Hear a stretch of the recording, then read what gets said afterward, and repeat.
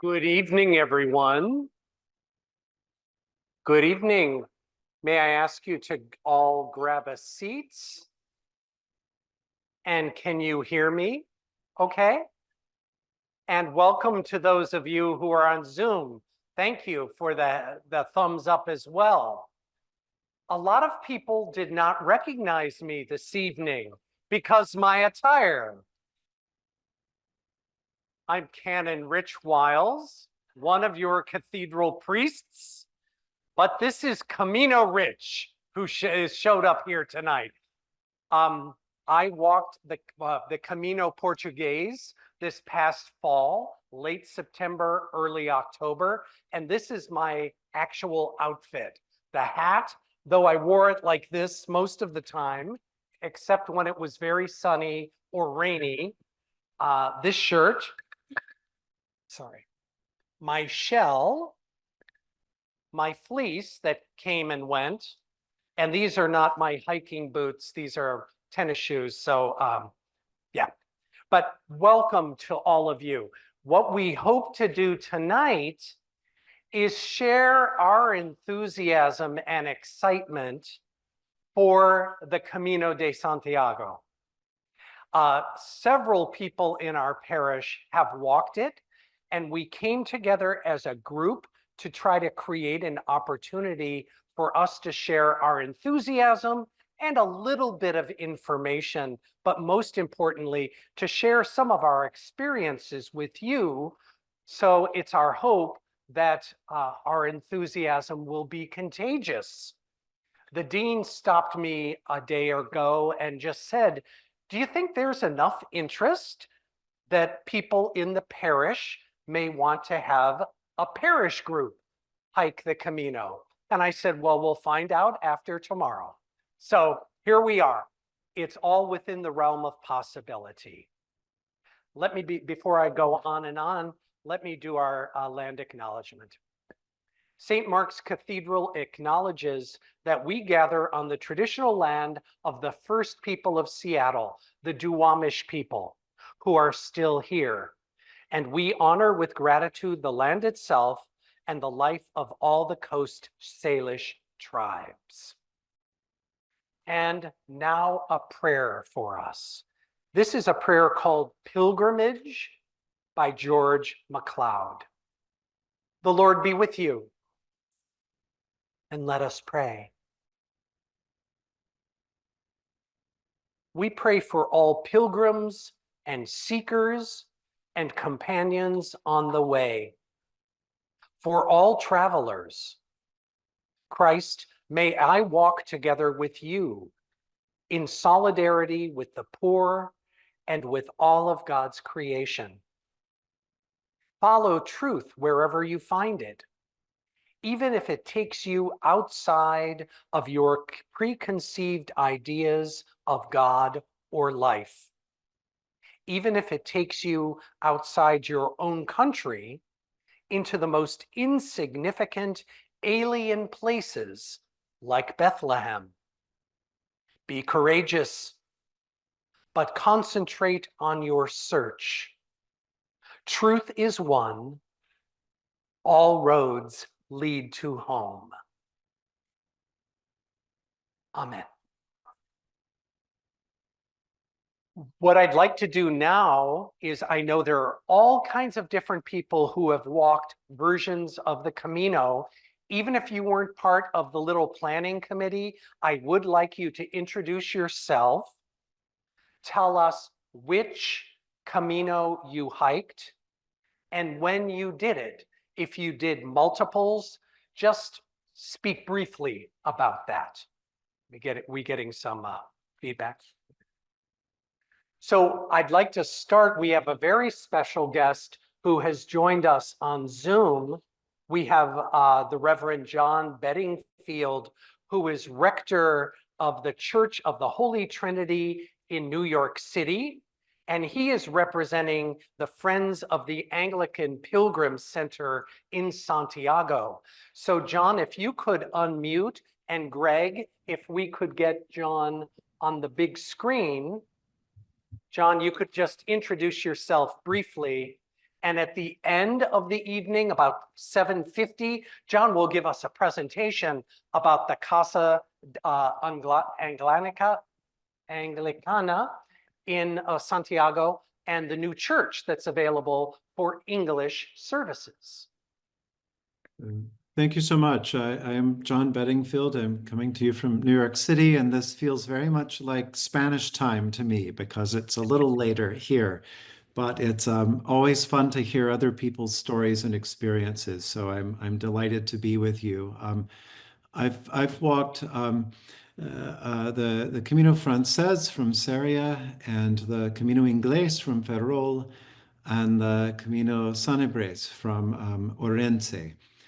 But since I still have a day job, I can't really get a whole lot of time off. So I tend to do shorter walks. But I look forward to hearing more about your walks and talking a little bit about what some Anglicans are doing in Santiago. Great. Thank you so much, John. And thank you for being with us. Does someone have the microphone? Wendy, who else would like to introduce yourself? Tell us what Camino you walked and when, briefly. I'm sorry. Oh, Kristen got voluntold. My husband and I walked a portion of the Camino Portugues and last fall in October. We just did a week with my cousins. So, yeah. Super. Hi, I'm Katie, and we walked the Camino de Santiago, Camino Frances, in 3 sections over 08, 09, and 2010. Awesome. Who else? Raise your hand. So I'm Betsy Bell, and I walked the Camino in 2022. It's just 100 miles of it. It was the Via Frances, but we started in the Pyrenees and then ended up at the very end and took public transportation in between. I'm Jane Carter, and Dick and I walked the Camino Frances in 2008. And we've walked parts of other routes through in the subsequent 10 years. So that's all. I'm Lynn Cobb. I walked a week of the Camino Portuguese in 2019 and then came back in 2023 and did most of the Camino Frances. I'm Canon Emily, and I did a portion of the Camino Frances from Sarria to Santiago last summer.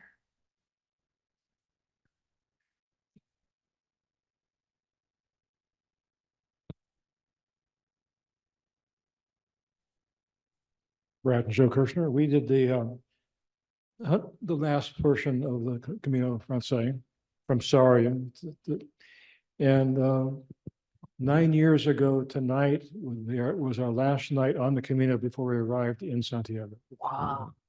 Awesome. Yes. I'm Janet Miller, and I walked a week on the Spanish. I'm terribly unprepared to answer this question. Did the easy route though, without hotels and luggage transported between hotels. But it was wonderful. And I was there for Easter in 2020. My husband, because I can't ever remember everything. I'm Brad. This is my wife, Gretchen. We look at it, we've done 4 different Caminos, and it was pre-COVID and post-COVID. So we've done, again, 4 different ones: Frances, Portuguese, Primitivo, and Norte. Wow. Anyone else? Anyone else? Fantastic. Some really diverse experiences and a lot of experience in this room. What I'd like to do is to get your juices flowing about this whole notion of walking a Camino or going on pilgrimage. We are going to actually break into groups. Sorry to spring that on you so quickly, Wendy, but at your tables or on Zoom, if you could just discuss this question.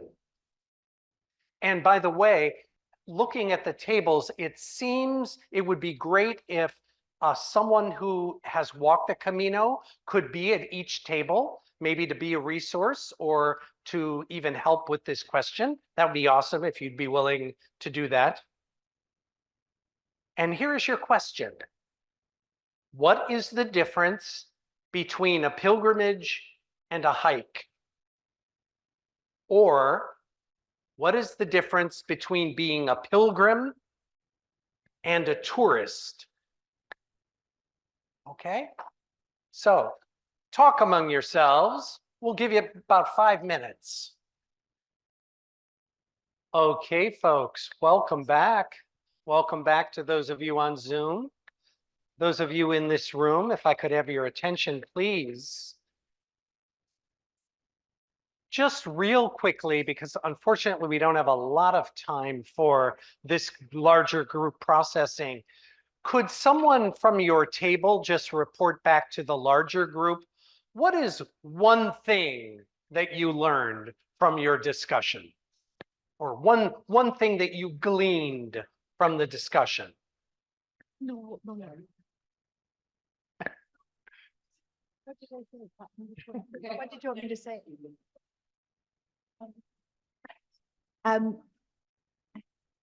So we had a wonderful description at our table by our guest.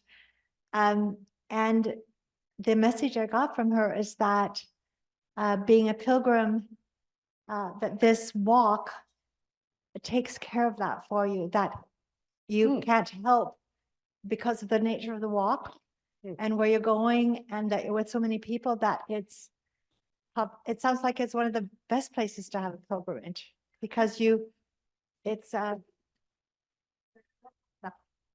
designed. Wonderful, thank you. Someone else from another table?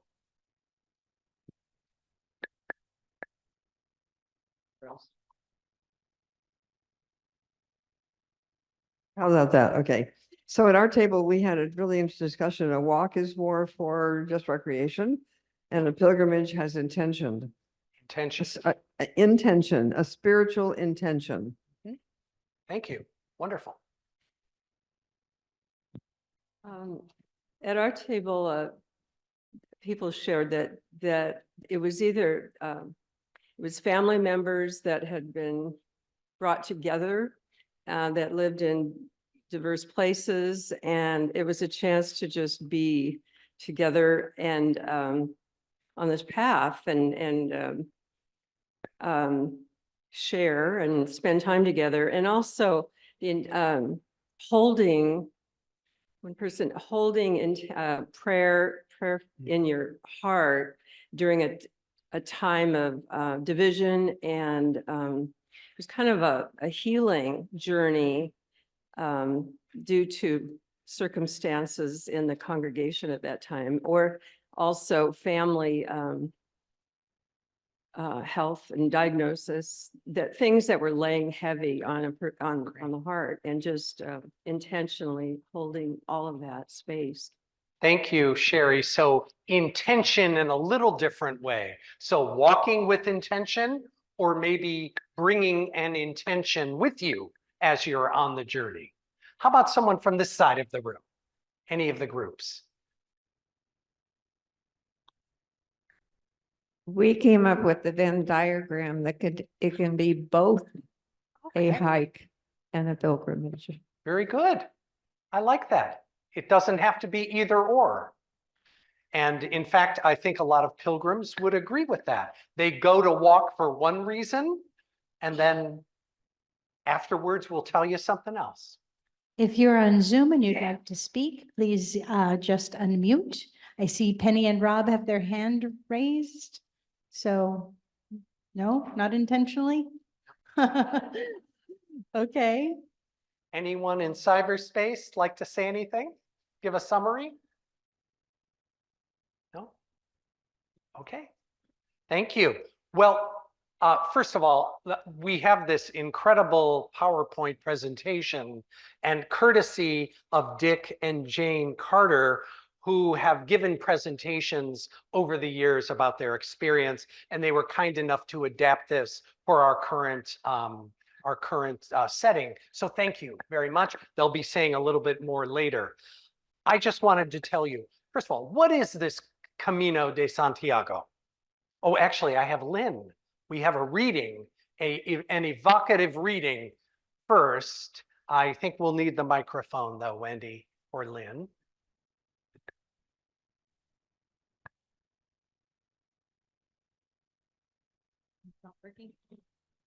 What's that? Oh, I didn't even know there was. Sorry.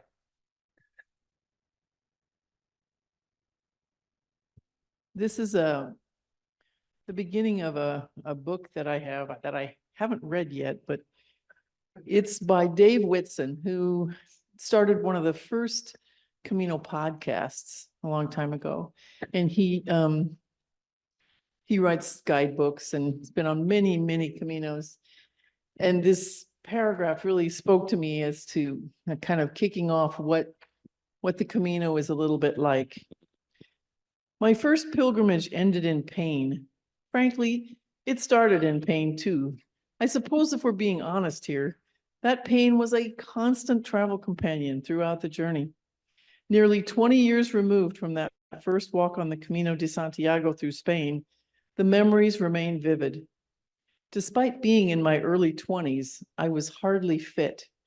On the first day's climb over the Pyrenees, mere kilometers into the ascent, I collapsed onto a rock as my quads spasmed uncontrollably. Other pilgrims slowed in concern as they walked by. Days later, my knees seized the spotlight, trumpeting their grievances so abrasively that I paused atop a steep descent for minutes, pondering whether it would hurt less to simply roll to the bottom. Moving into the final stages, which is a lot of weeks later, the discomfort migrated upward to my shoulders, which throbbed when jostled even slightly. Unfortunately, shoulders are rather important when backpacking.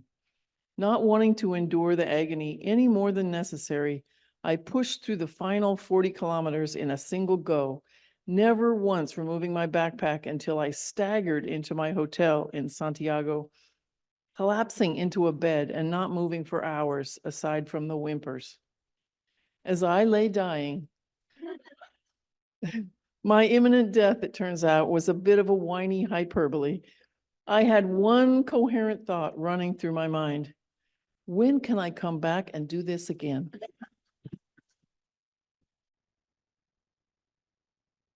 That is fantastic, Lynn, because I think that's why we're all here. I can totally identify with that writer. Wow. So what is the Camino de Santiago? It's also known as the Way of St. James, and it's a network of paths leading to the shrine of the Apostle James in the Cathedral of Santiago de Compostela in Galicia, in northwestern Spain. That is where tradition holds that the remains of the Apostle the Apostle James are buried. Pilgrims follow its routes for a variety of reasons, spiritual or otherwise, and it's quite popular with hikers, cyclists, horseback riders, and organized tour groups. And thank you very much for the map. That's my next thing. There are quite a few Camino paths. These are only the most popular ones, and I think almost all of them that you have mentioned are here. But there are quite a few others.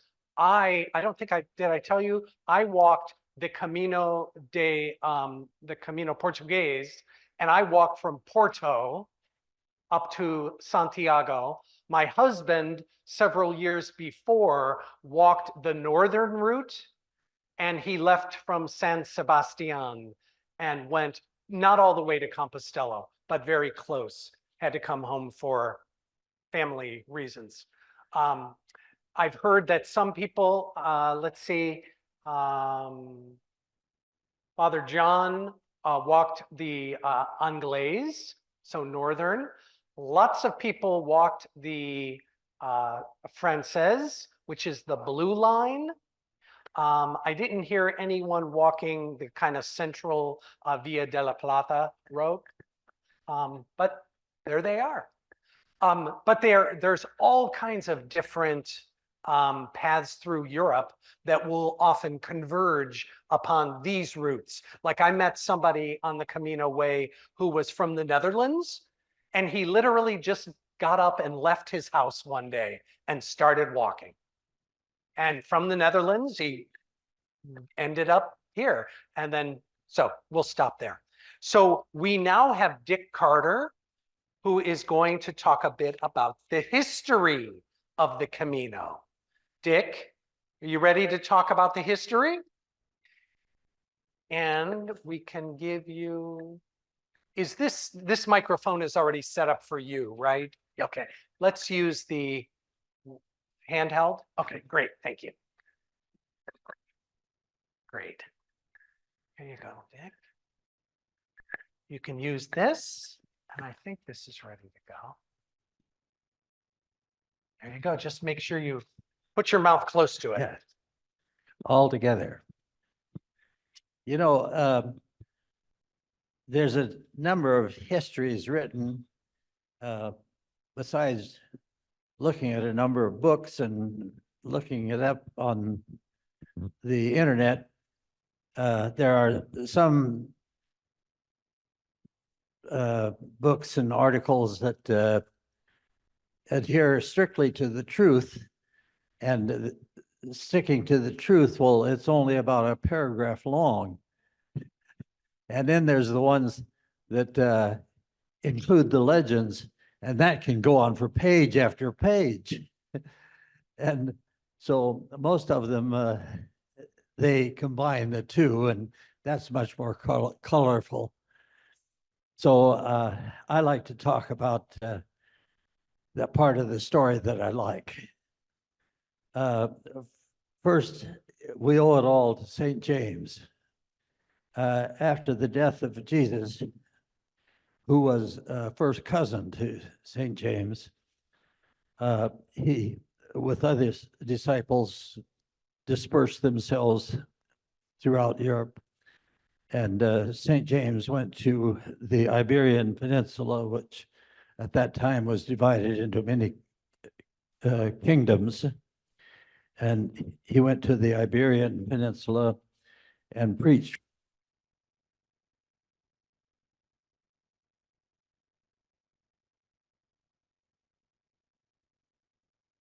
Yeah, okay. And I don't know why he returned to Jerusalem.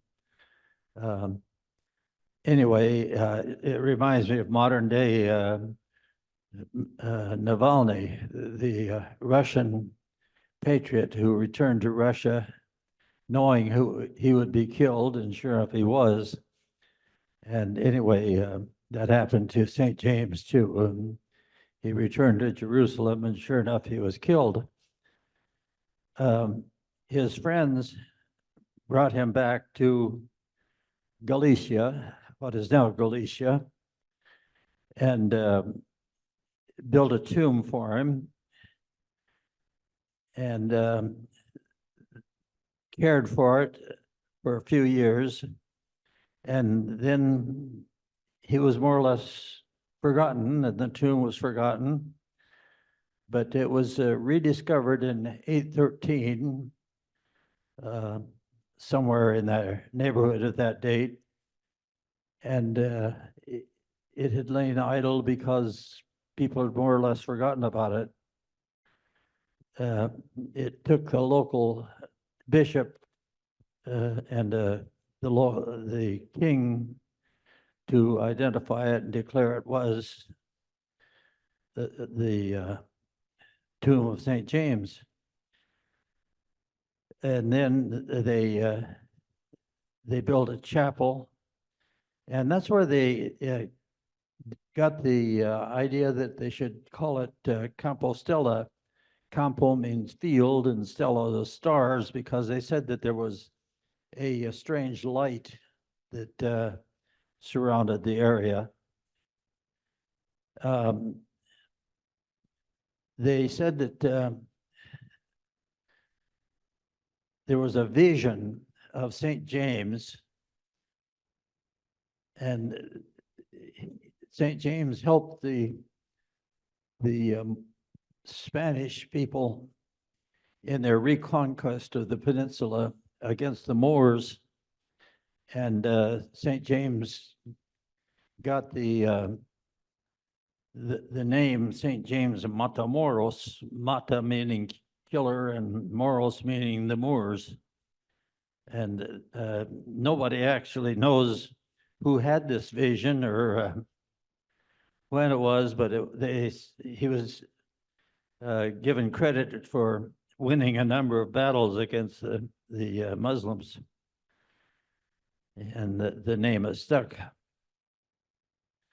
Anyhow, the main chapel was first built by King Alphonse II, and King Alphonse was also the first pilgrims, and subsequent kings built bigger and bigger cathedrals until finally it is the large, magnificent things that you see today.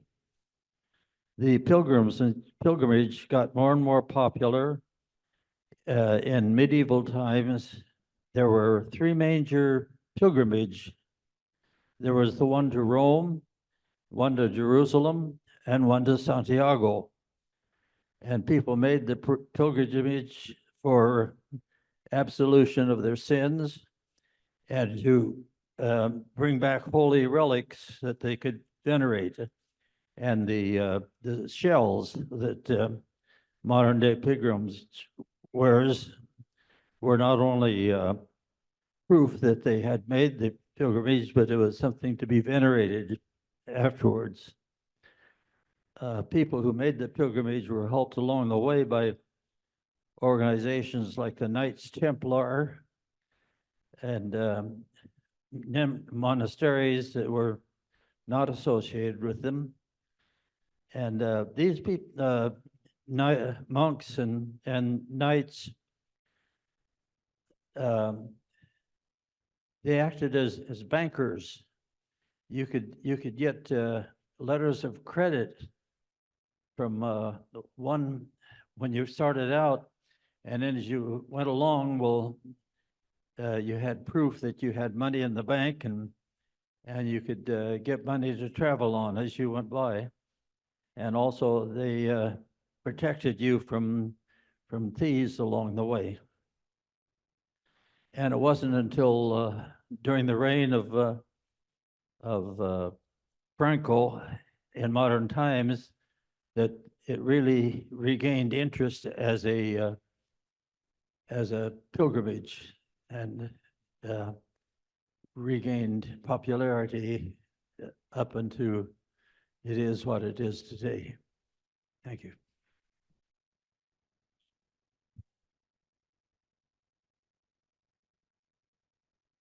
Thank you, Dick. Excellent history. It's hard to condense many, many centuries and legends into just a few minutes. So thank you for doing that. We're now going to move into the section where those of you who have actually walked the Camino, we would like to just hear from you.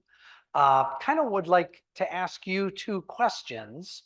First of all, why did you walk?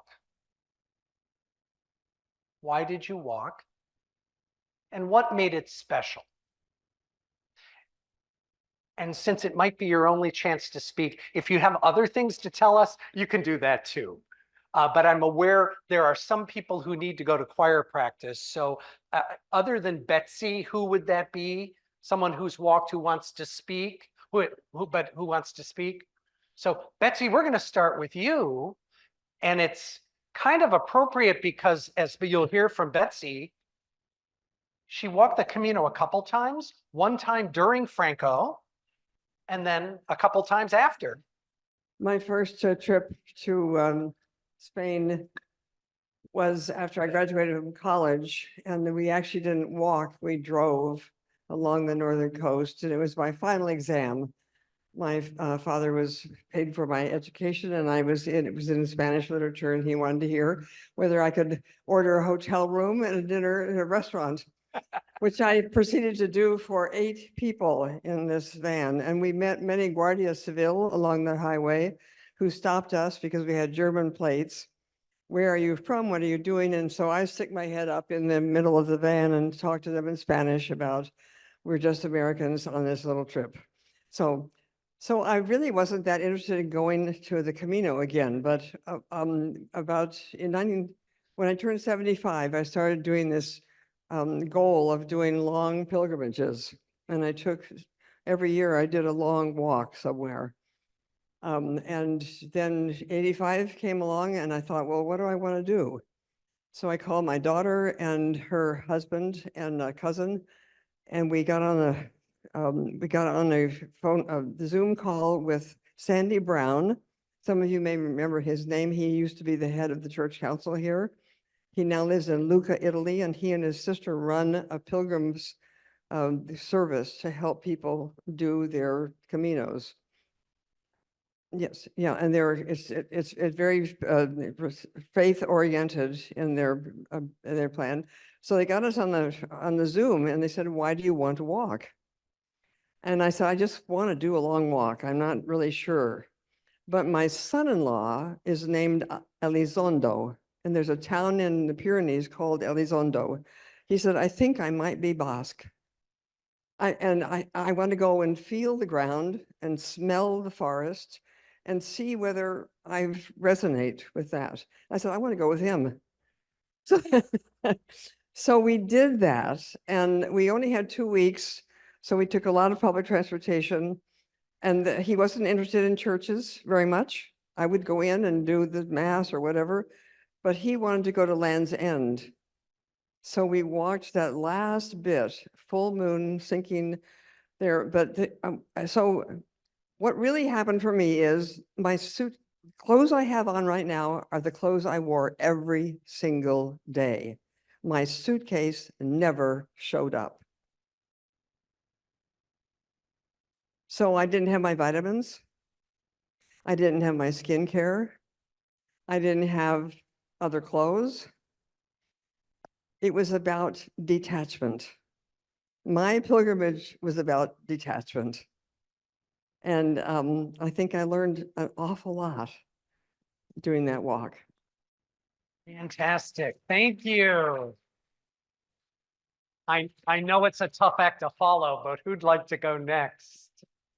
Yeah. Sure. Yeah. Okay. Ruth, thank you so much for joining us. Hi.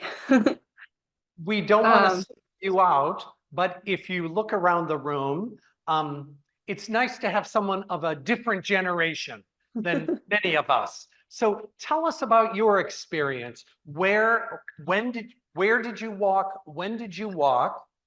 Why did you walk? And what made it special? Thanks for asking.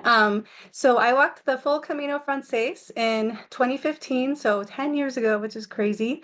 And I was just kind of in a time of a lot of transition in my career, trying to figure that out was sort of the reason why I walked. And I had some connections in Spain who had advised me this would be something you would really like. I've traveled a lot. I've been to many countries and lived abroad, and traveling is something that I love, and spirituality is something I'm very interested in. And so this kind of combined all of that in one.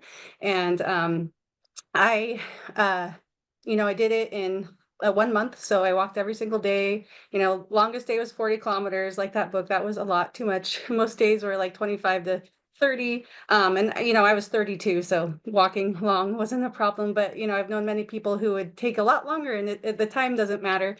But for me, I guess why it was magic was I just felt like it connected me to just the deepest aspect of our humanity. Talking to people from all over the earth about these, I would just have these deep spiritual conversations with people about their life, about culture, about God. And I had kind of been in a crisis of faith for about a decade. And I actually had like a mystical experience when I was like meditating in a chapel under a Black virgin who I happen to have the copy of her, which that and along with all of the different kind of conversations just opened up my mind to see God in a much bigger way than I had. And it was very healing in that respect. And I'm still kind of unpacking the lessons and just, it was magic and really in every way. And yeah, it's something I miss the simplicity, of all your only job is really to walk, connect with people, eat simple food, see the turning of the day and the night. And it was an incredibly special experience. And when I try to get to like the core of who I am, I think about the Camino and who I was and where my heart was at, and that's how I want to always be. So yeah, it was very transformational for me. Wow, Ruth, thank you. Yep. Here's my shell. Yay. It sounds incredibly transformational. So wonderful to have you. Who else? Okay, Gwen and Katie. Oh, that's right. I give you this. Yes. Okay, Katie and I begun thinking about walking. Talk into it a little. Yeah, There you go. Katie and I began thinking about walking on the Camino as part of our preparation for marriage. It took us 3 years to get to that point. So we did it over 3 years. The first part, we cycled. I wanted to cycle and get over the Pyrenees that way. But as soon as we began, I realized I was there walking and pushing the bike a lot, and I'm dying to myself. Yeah, I was actually going through the process of dying to my individual self-life and coming together in a relationship with a partner that was going to walk alongside me and be supportive. And it became an incredible spiritual journey. From the get-go, it's very physical, obviously, the first section. The next time we went, I actually walked alongside a Muslim who'd come from Iran, who'd had some terrible experiences with America and various things. And I learned the meaning of the word human because his name was Human. And walking alongside him and understanding his experience of life and sharing meals together and walking together and just talking, it was just a wonderful experience. Yes, so we were living in the UK at the time that we decided to do this, so it wasn't quite the journey to get there. We just were able to come down into the Basque Country, and it was like you said, we started on the bikes. That was really hard because we were not on the roads. We took the foot trail with our bikes and that in the Pyrenees. So we did a lot of pushing. The thing that made it super magical for me was meeting people from, I think we counted 30 countries on that first leg anyways. And just the connections we would make. It was very hard for me at first to realize that one day I was going to walk with somebody and then the next day they were going to go somewhere else.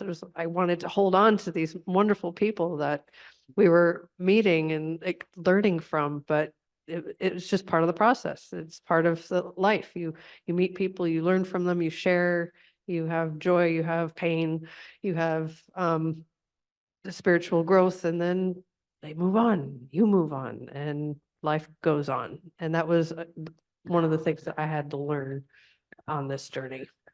Some people stay with you. And as we were coming here tonight, I said, Katie, do you remember Charlie, the American that actually was struggling to find a bed and took a taxi to the next village, found a bed, but he came back in the morning in a taxi to begin the walk with us again the next day. Where he left off. Awesome. Thank you so much.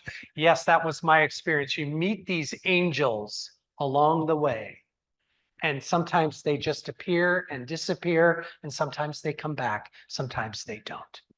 Anyone else? Maybe this side of the room or anyone? Why did you walk? What was special? Or something else? Come on, Brad and Jill. Got it. There you go.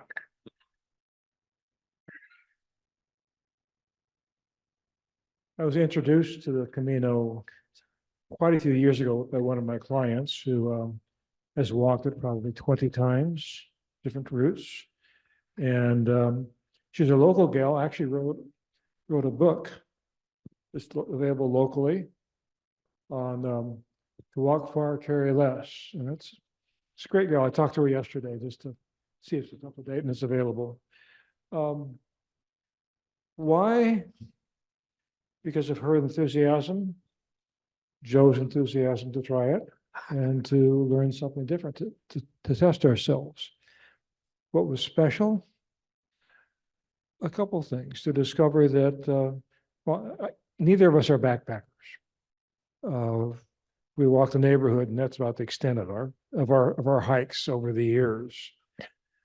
And the special was number one, to see that physically we could do it.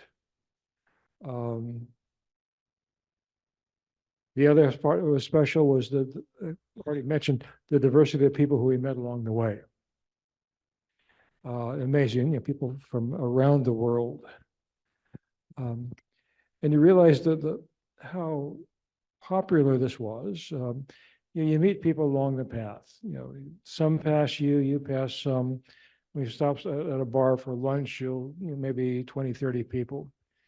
When you get to the end, there's a pilgrim's mass every day at noon at the cathedral. The cathedral holds about 1,000 people, and it is packed at noon. You realize how many people from around the world are part of this journey. It's just really, really amazing. I will want to, because we are not backpackers, we took we had hotels. It was booked. So we had a hotel every night. We had our bags would appear as if by magic at the next evening. So there's two regrets in doing that, and those who are considering doing it, consider the regrets. Number one was along the way you discover some things that this is a neat little village. Let's spend some more time here and explore it. But we have a hotel tonight that we have to get to. So that kind of kills that. The other thing is, as I talk to people who have done the hard way, walk the entire thing, and they gather for a meal, a communal meal, and get to share with people over a meal. And that's, to me, is very, very important. We got to share together a meal at our hotel, which wasn't quite the same. Breakfast, we had more people to share with, but that wasn't a part of our experience. Awesome. Thank you so much, Brad and Joe. Do you want to say something now? Well, I do, but I was also looking for my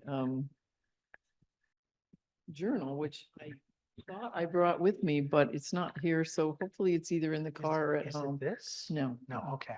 no, but yeah, most people who walk do have some sort of a journal, or they record themselves or something, because it is a memorable experience, and one day kind of turns into another if you're not kind of keeping track of where you are.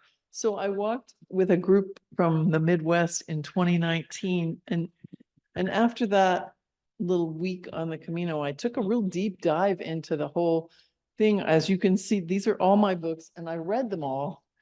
And so I kind of got into the genre of Camino memoirs, and I joined the local group, which we'll tell you more about later, the local chapter of Americans on the Camino, and started walking with these wonderful people. I said, these are really wonderful people. I'm got to start planning my next Camino. I listened to a lot of podcasts when I was walking during the pandemic, and so I couldn't wait to get back. So in 2013, I went back, and a friend from here to walk with me for the first, let's say, almost 2 weeks. She was going to walk with me from Pamplona to Burgos. And we got COVID on the way, and she didn't want to stay in the real primitive albergues. So we didn't. We usually had a place where we had our own beds and a bathroom was, if not our own, it was nearby, a shared bathroom.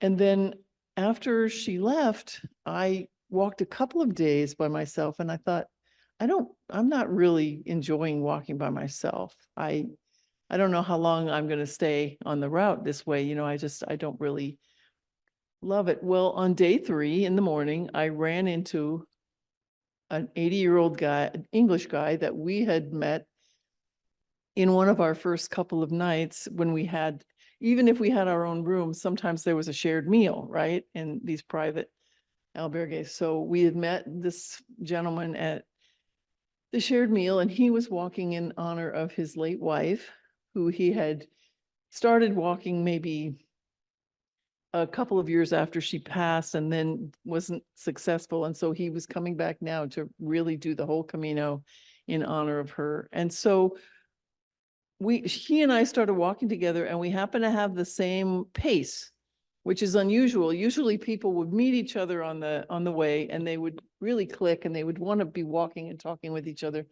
but they had tremendously different pace. So they couldn't really keep it up. But he and I walked together for the rest of the way that I walked. And then last summer I visited him in England and stayed with him for a week in Exeter, which is in Devonshire in the southern part of England. And it's like we've known each other our whole lives, you know, and that was the surprise about the Camino for me. I expected to meet a couple of people that were interesting, but literally everyone I met was interesting. When I was chaperoning the Lutheran youth gathering with my kids when back in 29, we went to New Orleans. And one of the things the kids love to do is everybody brought things that they could exchange and give to each other. So we made these little things out of clothespins that had the name of our church on it and some sort of decoration. And we would clip them on other people's backpacks as we walked around, you know, it was just, and then other people would give us, like, there were little bubble pipes or, you know, teenagers just do crazy things. So they're trading all these things back and forth. And I thought, I'm going to do something like that for the Camino. So I got these online, these tiny little shells, and they're super tiny. When they arrived, I thought, oh, these are just too tiny. What can I do with these? But I put them on a paper clip. I mean, a safety pin. I put them on a safety pin and I brought them with me and I had like 4 different colors. And I thought, yeah, I'm just going to give them to people who I make a connection with, you know, and then I'm going to write it in my journal. You know, today I met Annalie from, where was she from?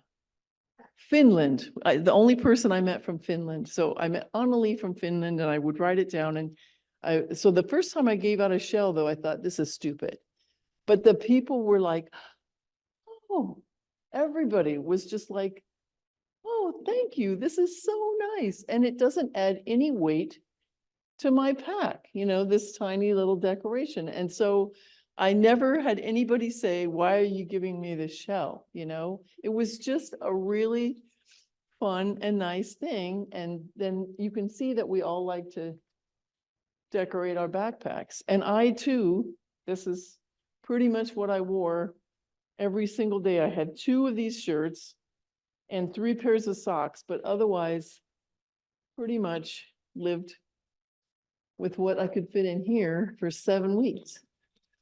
Great for us to see that. Thank you so much.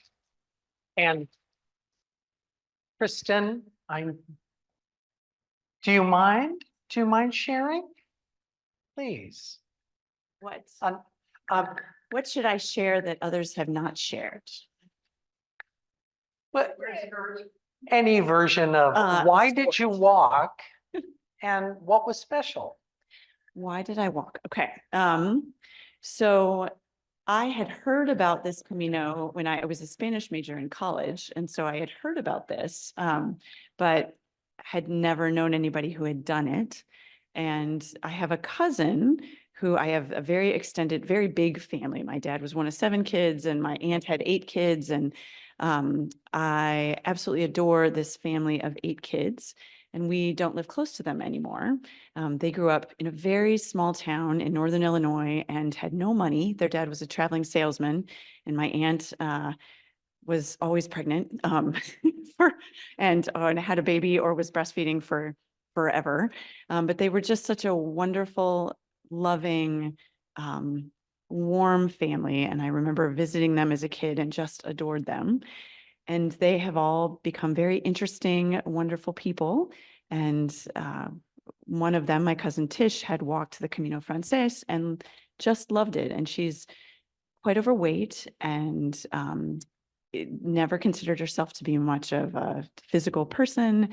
And it was a really difficult walk for her, but she loved it and found it to be very transformative. And so she convinced her brothers and sisters and me and my sister and Ralph to come and do it as well. So I think for us, it was very much a personal thing, and we had a wonderful time. And my cousin Tish, who she has plantar fasciitis, and it was just a but she loved being with all of us and walking. And so for me, it was a very, very personally wonderful trip to just be able to walk with these people that I love so much and to not be distracted by anything else. So much. Thank you, Kristen.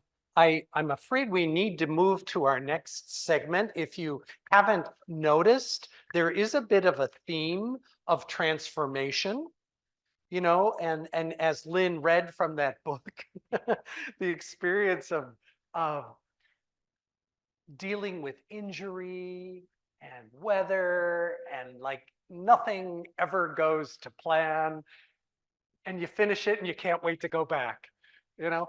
So there's something transformative that happens. So we want to spend a few minutes talking about the post-Camino experience and some peregrinos who come back and decide to return in a more service role. And so we have Lynn and Jane who are going to talk about that post experience, right? And you can use this. Do you want that distributed? Well, yeah, probably. I would say that one of the themes that people have when they come back is they want to talk about it with their friends, with their family, with others. And their friends and family don't necessarily really get it. It's hard.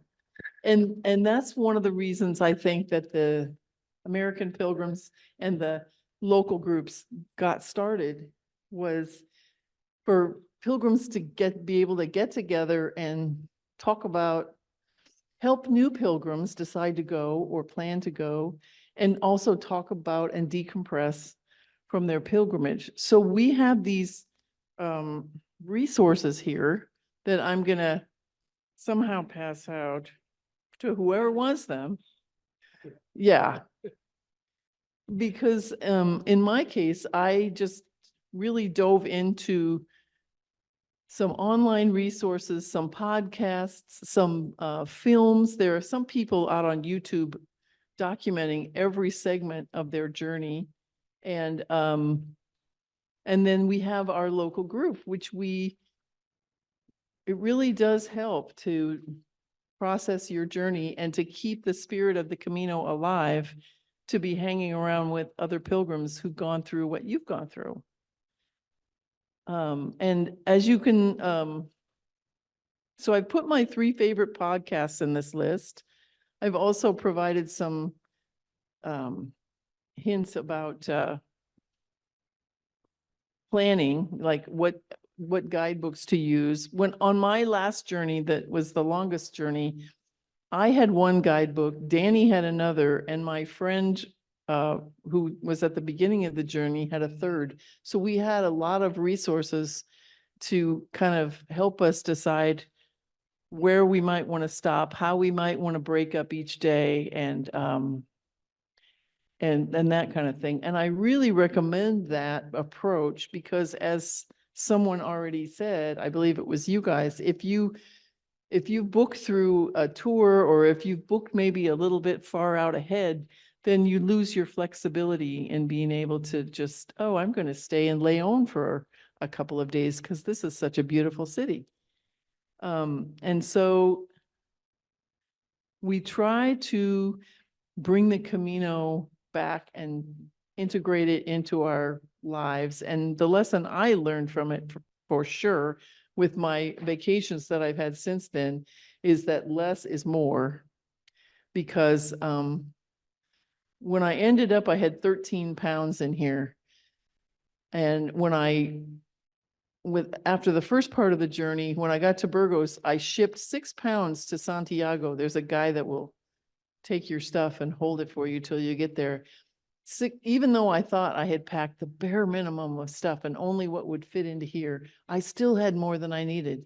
And so once I lightened that pack, it really helped a lot. And now when I pack for a trip, I think, okay, well, I lasted for 7 weeks with just what was in my backpack. So I don't need the big suitcase, I don't need this, that, or the other thing. So that's what I tried to bring, even though I have not decluttered my house, which is one of the things when I was hanging around in Santiago. I hung around there for a while because I quit walking early because I was having a real big problem with my hip, but I wasn't ready to come home. So I think I saw every museum that exists in Santiago, which is a really wonderful city. But I remember thinking, I've got to get my closets cleaned out. I've got to do that. And I still haven't done it. But I also don't worry about what's in there. I just sort of leave it in there and I will get to it at some point.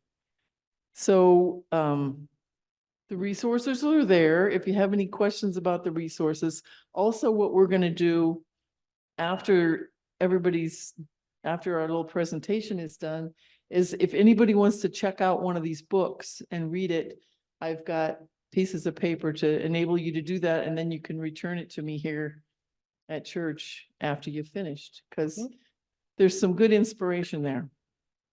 And then I guess it's Jane's turn. I think Jane and Dick served as hospitaleros at certain albergues. We have 2 parts to our slideshow, and for I it. don't know whether you have time to see both parts. We've got We got time? until 7:50-ish or beyond. Okay. Well,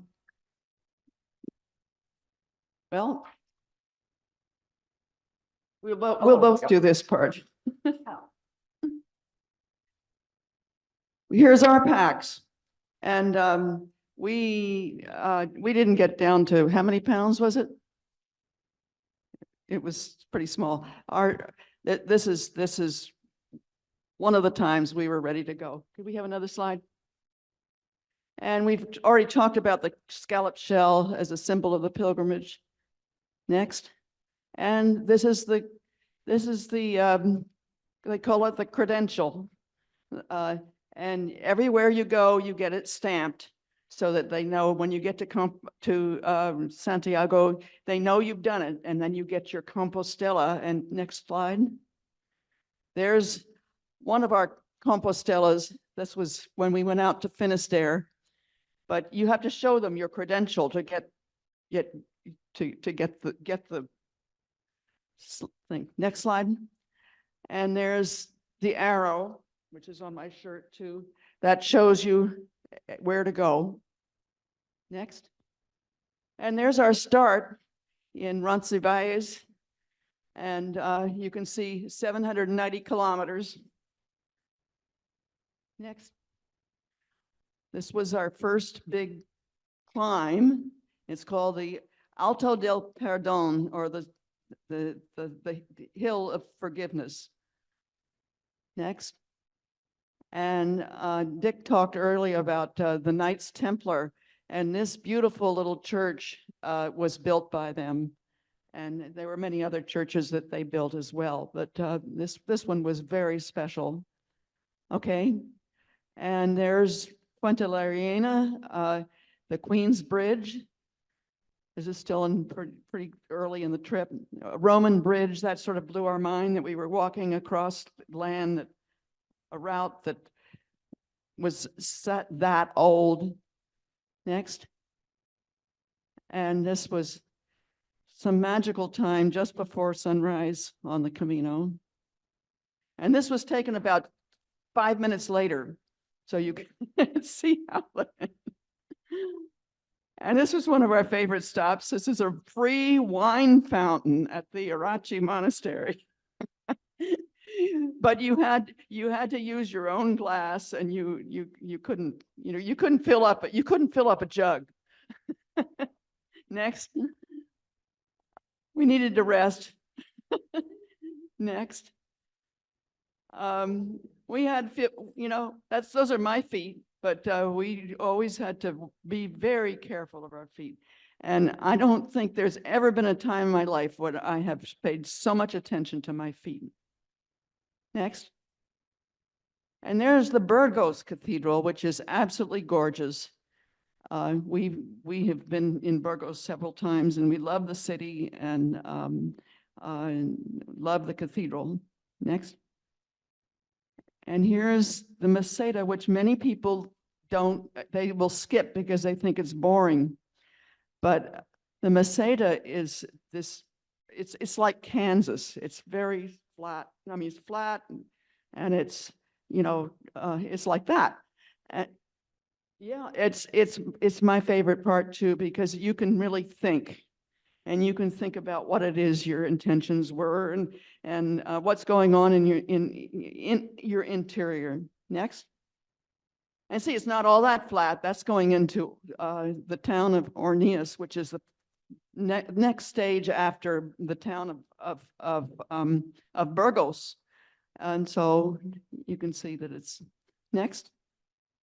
And then there goes to Antanos, which again, you can see it's not all that flat either. Next. And we just enjoyed this place because there are not that many trees on the Meseta, but this was this beautiful place that we walked through. Next. And this is the San Antone Monastery from the 12th century. It's in ruins now, but it's very special, very spiritual feeling to it. And we didn't spend the night there. It's very primitive, no electricity or anything, but we did spend quite a bit of one day there. Next. And that's a baby owl up in the niche waiting for mommy to bring him some food. And there's Dick walking the old Roman road.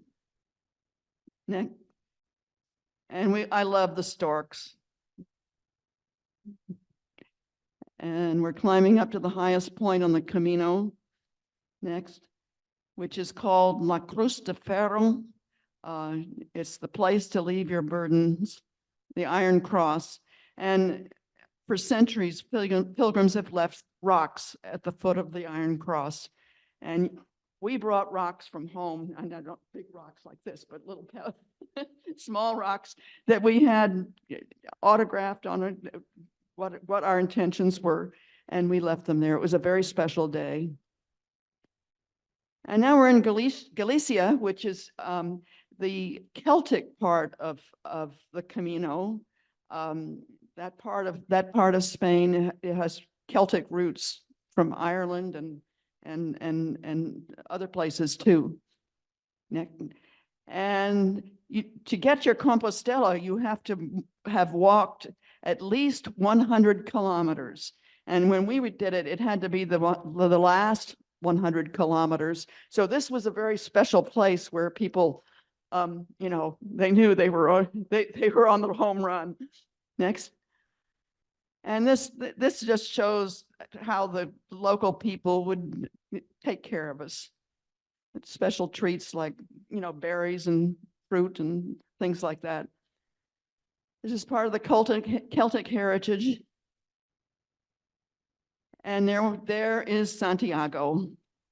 And you get there and you're just so happy and so tired and cry, Oh gosh, it's just such an amazing thing. And then you find some of your friends that you hadn't seen for a couple of weeks. And next. And there's a mass every noon in the cathedral, Pilgrim's Mass. And that day we were fortunate that they were swinging the botafumeiro, which is this giant incense burner. There it is. And it swings like this. And we went out, this particular trip, we took a bus out to Finisterre, which is the end of the world, the westernmost point in Europe. On future trips, we actually walked out there. Next. And there's the waymarker 0. Next. And Journey's End. There's a tradition that people burn their socks out there, but we didn't do it. And then we're going on to the second part of this is about when we came home, we felt kind of, lumpy. And I think many people do feel kind of lumpy and want to go back again and what to do. And what we did we did go back, and we took training to be hospitaleros, which means like innkeepers or volunteers, and you have to be trained to do this. And so we stopped in Carrion. One of the places we served was in Carrion de los Condes, and those are the ancient walls and the Church of Santa Maria. And next slide. There we are in our Camino shirts that we still have, getting ready to work. And this particular albergue is run by Augustinian nuns that we fell in love with, and we went back there 6 times, 6 years in a row, because we love them so much. And we wear the cross that they wear. They give it to us when we start our work. Next. And there's our schedule. You can look and you're pretty busy. From, saying morning prayers and breakfast and cleaning, registering the pilgrims. Then in the evening, there's Vespers, and then there's a musical sing-along, which I'll talk about later. And then there's dinner and preparing for dinner. And then there's Mass with the Pilgrim's Blessing. Then there's like a potluck and clean up, and then bedtime at around 11 o'clock. So there's a young lady who's helping to clean the albergue. She was the niece of one of the nuns. And there we are getting ready to receive the pilgrims. There's a big, register there, and you have to write down their names and their passports and where they're from and what country they're from and where they started and so on. So, and there's all their boots. Next. And our local chapter of American Pilgrims raised money to help this albergue, and we sent money for a new washer and dryer, which was much needed, and we did other things to help them as well. Next. Most of the pilgrims wash their stuff by hand, and then they dry them outside in the Spanish sunshine. And that's just that's sort of just a comparison. Misery loves company. Whose feet hurt the most? Now this is Sister Carolina. She was the head nun for this time that we were there. And she was this wonderfully warm person and very talented singing. She would lead this sing-along every night. And we sang songs from all over the place. We'd sing songs in different languages. And then they'd ask the pilgrims to sing and sing what country you're from. You'd sing from your country. Go on. This is a nun and a young local girl who used to come all the time to share with us, being silly. And this is another person who decided to play the guitar and play the song, his favorite song. And there's a Japanese pilgrim who's playing on her native instrument that she lugged all the way across the Camino. That's just amazing, but it was beautiful. Next. And there we are singing. And then there was, we'd go and shop in the farmer's market. And this particular vendor really liked Dick. He said, "Oh, I've been to the America." Didn't he say that, Dick? Anyway, we were buying stuff. And this is one of our favorite things. If you ask how my life was changed for the Camino, I would say because of the padron peppers, which we love, and we have been planting them in our garden ever since. And every night there was a mass that the pilgrims could attend. And at the end of the mass, there would be a blessing, and the priest blessed each pilgrim individually. And everyone received this star. I still have ours too. So this is the shared dinner. And of course, dinner wasn't in Spain. You don't have dinner until about 9 o'clock at night. So, but it was still light, and, you know, we're eating out in the patio. And then this day we ate inside. It was raining or it was too cold or whatever. Now, the end of our service was a hand washing ceremony. And picture what it's like on Maundy Thursday when we get our feet washed here. But they washed our hands because the hands were what did all the work. And it was a beautiful ceremony, and everybody, you know, you cry and wish we could come back. And so we would come back the next year. Next. And this was the group that particular year we were working with, the Hospitaleros and also the sisters. Buen Camino.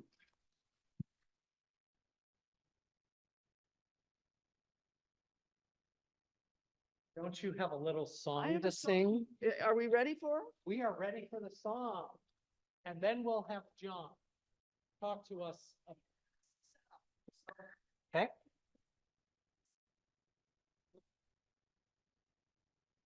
Are you all ready to sing in French? Oui.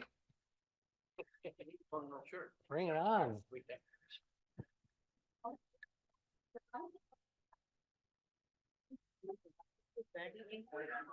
You are welcome. Did you sing French?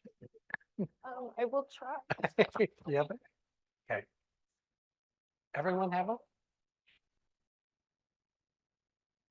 Anyone else need one? Okay. Oh, sure, of course. I need one too. So does this need to be turned on? No? Okay. We sang this at the albergue every night. Somebody told me that if you didn't know any other Camino song, you should learn Altrea. Now, Altrea itself means onward and upward. Altrea y Susea. And that's the chorus. And it's in what you might call corrupted Latin. The verses are in French, and I'm just going to say them in my bad French, and then maybe you can answer me, okay? Tous les matins, nous prenons le chemin.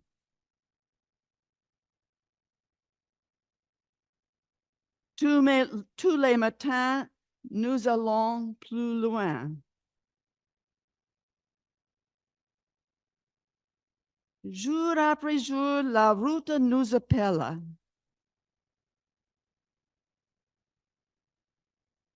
C'est la voie de Compostelle. And then Ultrea, Deus adjuva nos, God help us. The second verse, chemin de terre et chemin de foi. Voie millénaire de l'Europe. Voie lactée de Charlemagne. C'est le chemin de tous les Jacquets. Then Ultrea, et Susea, and so on. What?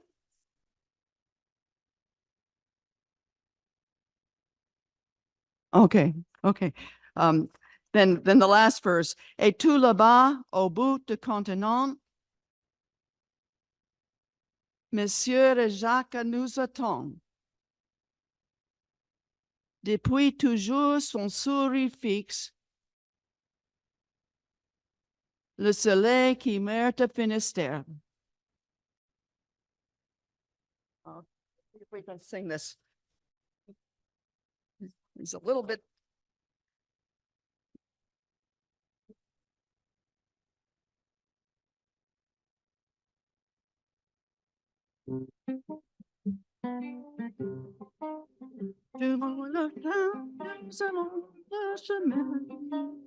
Tous les matins, nous allons plus loin.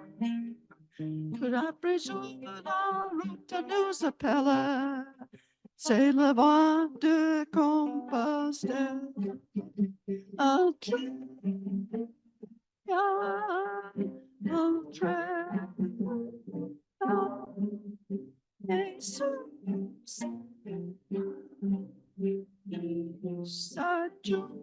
Nos chemin de terre et chemin de foi, la millionnaire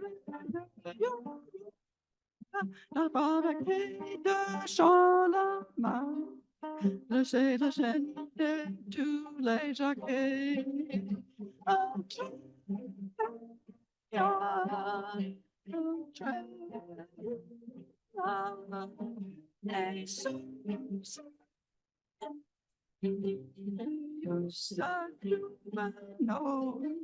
Et tout là-bas au bout du continent, Monsieur de Jacques nous attend. Depuis toujours son sourire fixe, le soleil qui meurt à Finistère.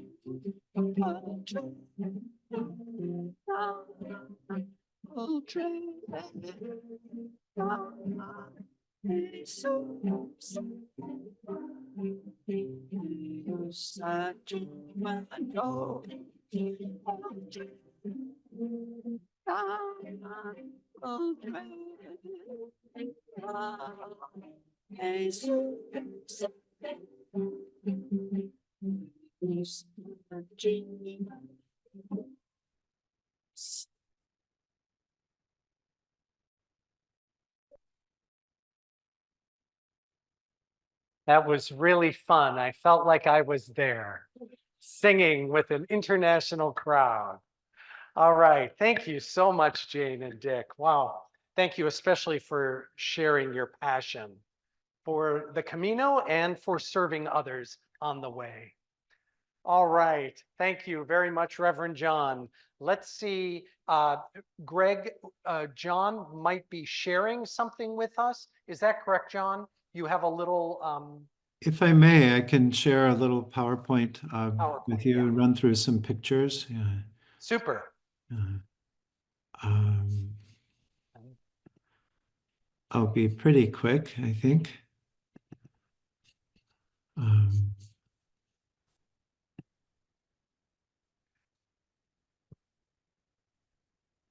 Can you all see that? We can. Let's see if it works for me to change a page. Let's see. Does that change? Did that change a screen? Yes. Okay, good. So there is this organization, the Friends of the Anglican Pilgrim Centre in Santiago. we're very friendly with the American Pilgrims of the Camino, and a lot of us are members of both. Just a quick overview, you can look at, these are the number of Compostelas. That's what several people mentioned. Once you've made your Camino, you've walked at least 100 kilometers, and you can report that with your credential to the cathedral or the pilgrim office. 1986, 2,491 Compostelas. 2003, 74,000. 2013, 215,000, almost 216,000. I think it's worth pointing out that in 2010, the Martin Sheen movie, The Way, came out. So I think the two might be related. But then last year, almost 500,000 people walked the Camino, at least 100 kilometers, and finished. The Anglican Bishop of Spain, the Right Reverend Carlos Lopez Lozana, has dreamed of having a welcome center, especially for Anglicans. As glorious as it is to go into the cathedral in Santiago, once you go in, if you listen to the verger or the representative who stands at the microphone, you hear in 5 or 7 languages, it depends on the day, you hear in various languages that if you are not a Roman Catholic in good standing, please do not come for communion. The way I work that, if I'm not wearing my collar and don't know any of the priests, I simply go. But it's always an awkward feeling. And imagine if you are a female Anglican priest or a Lutheran minister or a Baptist minister who's taken your youth group on the Camino, and you get to the cathedral and you can't have communion. And so Bishop Carlos and others noticed that Protestants and female clergy and Anglicans would be celebrating communion in parking lots and various places, and thought, we need a place. We need a place of welcome so that the Holy Eucharist can be celebrated, so that people can talk a little about their journey and what it's meant. And so in 2016, Bishop Carlos and some others met together and began dreaming and praying. And in 2017, the Friends of the Anglican Pilgrim Centre in Santiago were created with this mission statement to be an ecumenical place that offers hospitality, learning, healing, hope, and love. The interesting word there is place. There was no place. We didn't have a building. And so that was a part of the prayer and fundraising and dreaming. The vision would be to offer hospitality to all pilgrims and guests coming to Santiago, to provide a place for rest, reflection, renewal, to serve as a global interfaith center, representing the voice of the Anglican Church in Spain, to foster dialogue and promote cooperation between various faith traditions.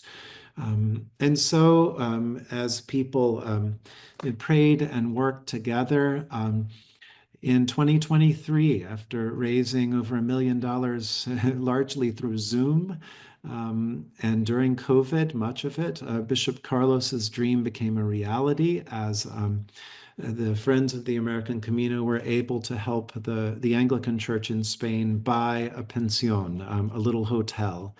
And so this ministry of hospitality and welcome at what we've called Casa Anglicana began. And then just a couple of weeks ago, we made the final payment on purchasing the building. And so it's a smallish building, a little hostel. You can see in the middle, it still says Pension Santa Cristina.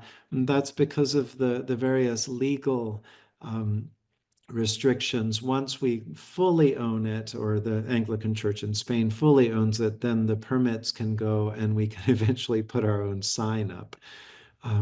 But Casa Anglicana is 14 bedrooms in 2 small buildings that are built together. There's an internal little garden courtyard. There's an open kitchen, a large common room, which is the dining room and sort of recreation area, where little Eucharists are celebrated as well. It is somewhat handicap accessible. It's 5 minutes from the cathedral, and it's right on the Camino Inglés route, if any of you have walked that. Here are a couple of pictures of some of the guest rooms and the little garden. And so it already is a place of welcome. In that it was already a small hotel, then simply by changing ownership or proprietorship, putting a different sign, there were already some bookings. And so though there is a desk attendant who works at Casa Anglicana, the bookings are done through bookings.com. And so one can go online and book a room. I looked online before this and was just sort of guessing what would a room cost late August. And they're about $93, $100 a night. So it's not the absolute cheapest in town, but it's certainly not a very expensive place either. Place to rest. You see a number of folks here. Standing is Bishop Carlos. Sitting is the former Dean of Canterbury, the late Reverend Robert Willis, who just died this year, but was a great friend and supporter of the center. And then sitting to the far right is Nancy Mead, who sings her best, but is actually in Spain at Casa Anglicana right now, and so can't join for this presentation. Someone writes, so I arrive at the Anglican Centre, long story. I'm blistered, exhausted, and sick with a terrible sore throat. Stepping into the Anglican Centre, the angels descended. And a place to recharge. Like some of the albergues, there's a simple washer and dryer that guests can use. There's a great coffee machine that I probably took way too much advantage of when I was there, and sort of minimal kitchen provisions if people want to prepare their own food. There's a nice breakfast every morning as well. And this is where you see some of the community happening with a simple meal at dinner with, a lot of pilgrims who come through who are not particularly religious and sometimes are really fascinated to meet a female clergy person who might be an Anglican who's either staying there or volunteering there. And then to the right, you see it's a safe and friendly place for a Protestant Eucharist as well. A friend of the Anglican Centre is a Canadian woman who has sort of sponsored 12-step meetings, largely AA, but other recovery groups are welcome as well. There was not an official English AA meeting in Santiago, not a regular one. And so that tends to meet at least during pilgrim season at Casa Anglicana. It may move to the church, which I'll show you in just a minute. Here are various groups using the common space and Bishop Carlos there at the kitchen sink. The first 2 years of Casa Anglicana, some 7,300 guests from at least 57 countries have stayed there. People put a little dot on their place of origin. And so 2024, 2025 progress, we're moving towards it being more of a center, more than just a hotel. In January, there was a Spanish immersion class for Anglicans at 2 levels, a basic level and a more intermediate level. They've just finished with a writers and poets workshop, which included some writing and some hiking and some walking and wandering. And then I believe right now or in the next few days, there will be an iconography workshop as well. From 2021 to 2024, the Archdiocese, the Roman Catholics, allowed the Anglicans to use an historic church named Santa Susana. Some of you may have visited there. It's in the middle of the park, Alameda Park. You can see the Ferris wheel there behind the church. That's after one of the big fairs was there in the park. Santa Susana was a lovely place. There were no public bathrooms there. You had to go and use the park restrooms. But for a variety of reasons, to try to be a little more central, to try to move towards closer to bathrooms, Bishop Carlos was able to talk with the Archdiocese and gain permission for a different church. You see you see Santa Susana being used by all sorts of groups there. But now, as of March of this year, we have use of San Felix de Solovio. It's nicknamed San Fis, or as the folks there will say, San Pith. And Solovio is an historic part of town. The tradition says that it's the oldest part, and that is where Saint Pelayo or Payo or Salayo, depending on your take on his name, that's the area where he noticed the flashing in the sky or the forest and found the tomb of Saint James, recovered the tomb of Saint James. And so some traditions, as I believe Dick was saying earlier, you never quite know what the difference in fact and tradition is, but some of the traditions suggest this is the site of one of the very earliest and first churches in Santiago. This building obviously is not from that date, it's more from the 1400s and a little later. But the tympanum over the front door is from the 1200s, and it shows the visit of the Magi. But this church is a little larger, and it's beautifully situated right next to the Mercado de Abastos. So we have the traffic of the market there. There are public restrooms at the market, at least until 4 p.m. And then the church is right there at the end of the market. There's St. James to the left. I was there in March, which is not really the season, so not many pilgrims, but a number of Spanish tourists. And it's a little like my church in Manhattan. If you open the doors, they will come in and say a prayer.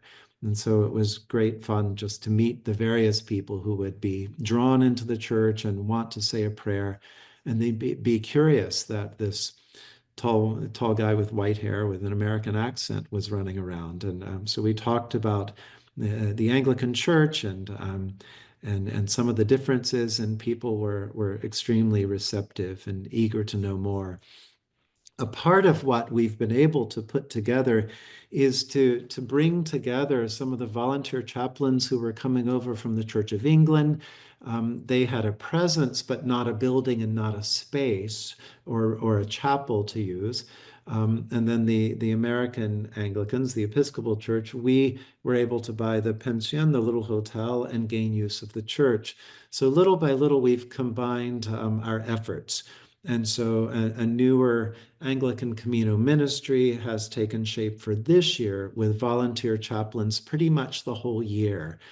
So if there are priests or deacons or others among you or that you know who might appreciate a couple of weeks volunteering as a chaplain at Casa Anglicana and San Fis, let us know either through the Camino Chaplaincy website or the Pilgrim Centre. Like as said, we love those Latin terms, ultrea and susea, onward and upward, keep on going. And so we're hoping to make to complete bathroom renovations for each of the bedrooms. There's also the hope of finishing an upper room that will be a library as well. We're still painting and replastering, and had I had more time in March, I would have ripped up that carpet on the stairs and put new carpet down, but that will come.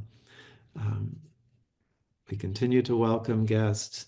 I wanted to include this photo from my first Camino. It's graffiti along the way. El Camino comienza en Compostela. And I love that phrase. I've carried it with me. I've meditated on it. It can sound paradoxical. The Camino begins in Compostela, and yes, in fact, if we are people of faith, then we're always on some sort of pilgrimage, some sort of journey, some sort of Camino. And so it simply loops around. And so we might be on a Camino in Spain, like those folks to the left, but then we might be on a Camino in Central Park, New York, like those folks to the right, or Seattle, or anywhere else in our country.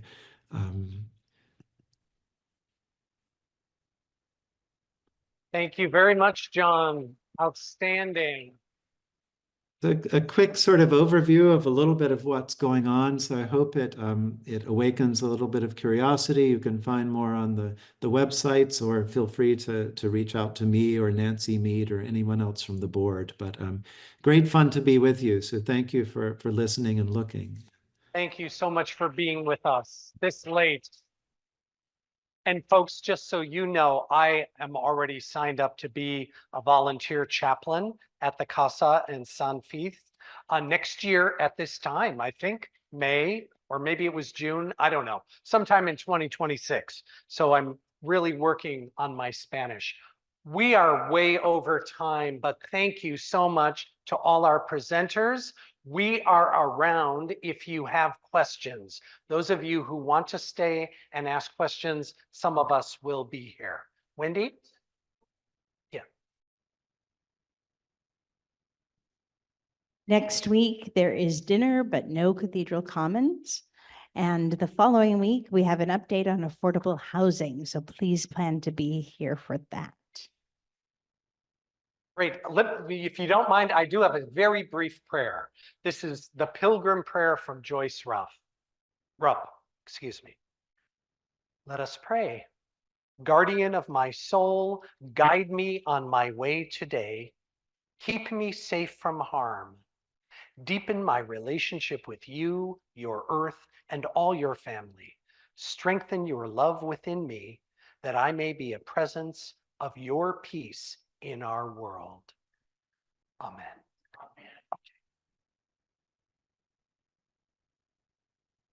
Thank you. Thank you to all our pilgrims, our peregrinos.